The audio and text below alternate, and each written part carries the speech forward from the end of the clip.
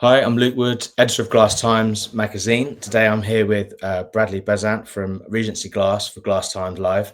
Bradley, last time we spoke at the Fit Show, you had a new product that you brought to the stand. It's obviously you've had some good publicity since then, but for all those that don't know, could you just remind us about the new Regency Glass ultra thin triple, how it differs from traditional triple glazing, and some of those key advantages? Yeah, so we've now announced the Regency Triple range featuring Corning Enlightened glass, and it uses a borosilicate 0.5 mil piece of glass on the center pane that basically provides a triple glaze unit with increased performance in certain cavities and also lightweight and a lot more installer friendly than any other triple glaze on the market currently.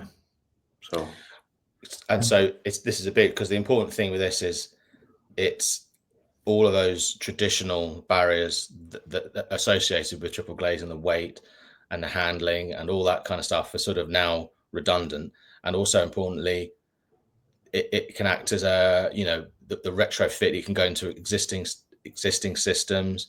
You can replace double glazing with it. So all those key things are a bit of a game changer, really, aren't they?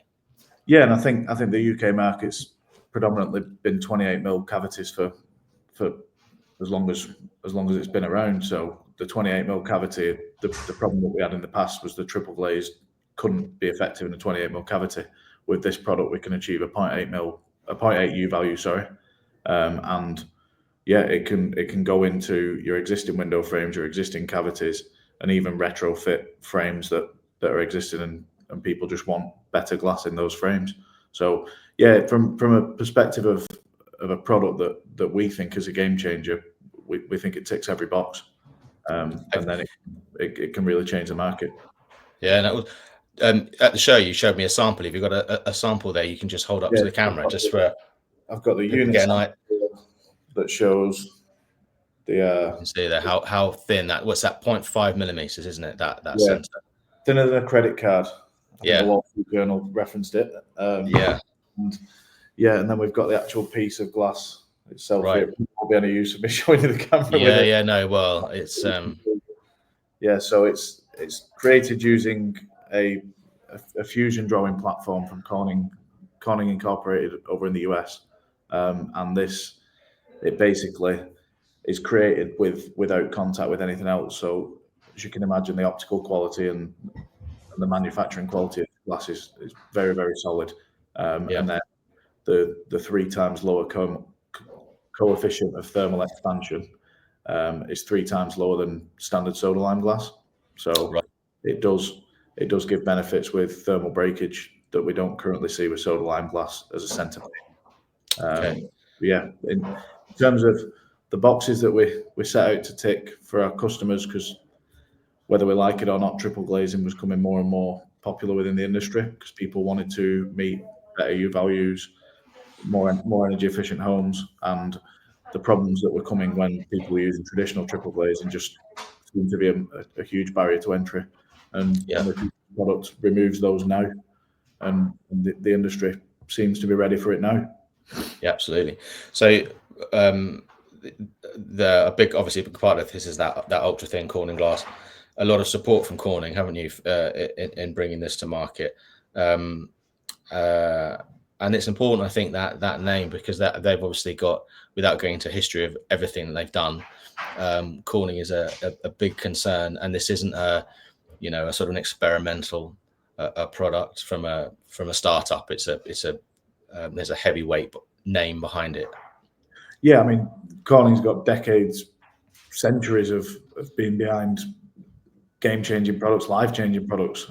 So when there's a name behind it that is used to reshaping and reinventing entire industries at a time, it definitely gives that confidence that the product's there and the product's there to last. Yeah. And with all what they've been doing over their history, it definitely gives you confidence that the product is what it says it is, and it can move forward and change the industry.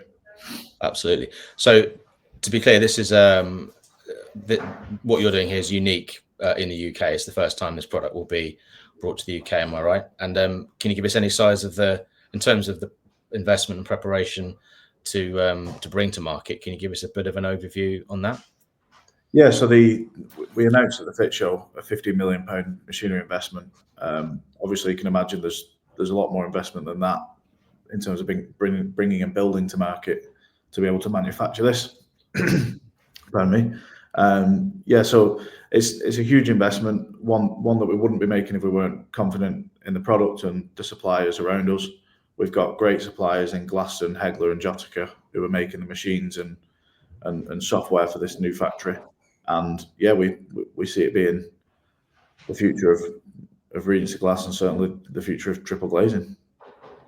And in terms of early indicators from the market, what's the kind of response been since that sort of unveil? Really, it was a sort of a soft unveil, I guess, at the Fit Show. What's been the response from your customer base and the broader market since then? Yeah, so it's been overwhelming, to be honest with you. We've had plenty of our customers who want to be in line for getting their hands on this product. So much so that we've actually ordered a second production line now to be able to make this glass already. So as you can imagine, the market demand's been very strong, and then we've got new customers inquiring every day, new customers joining us now, getting ready to start ordering this glass when it's ready, Q1 2026. And just out of interest, are those? Do you see a lot of that going into new build or home improvement, or the retrofit home improvement? What's the kind of? Is there any indication of the kind of split or interest for it? Yeah, I think you've got I think there's potentially a retrofit market as well as the new build and the domestic, where people are starting to look at it and go, could we go around and change glass out and give people better windows without changing the actual window? So there's that side of it. There's the new builder obviously very keen on this because it gives it basically puts them back 10 years in terms of installing double glazing and gives them all the benefits of installing double glazing at the weights and different things like that. And then it changes the game for new build. And then with the domestic market, with end consumers having a lot more knowledge now on energy efficiency and bills and all those kind of things, we see a lot of people in the domestic market who want this product to be able to satisfy the needs of any customer who specifies triple glazing. So it's really across the whole market. There's obviously the two main sectors that everyone talks about being new build and domestic, but as far as we're concerned, we seem to be getting interest from both and good solid interest. So excellent.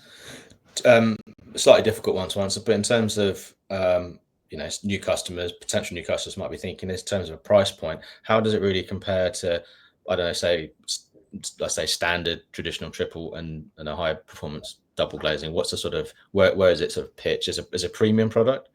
Yeah, so in terms of triple glazing, it's pretty much cost effective, and we've had many indications now from customers up and down the country that when they put this in a system that would have had heavy triple in, the effects at the price point that we're doing it at, the effects is a cost neutral solution. So it's not like we've got to charge X, Y, Z to get it back.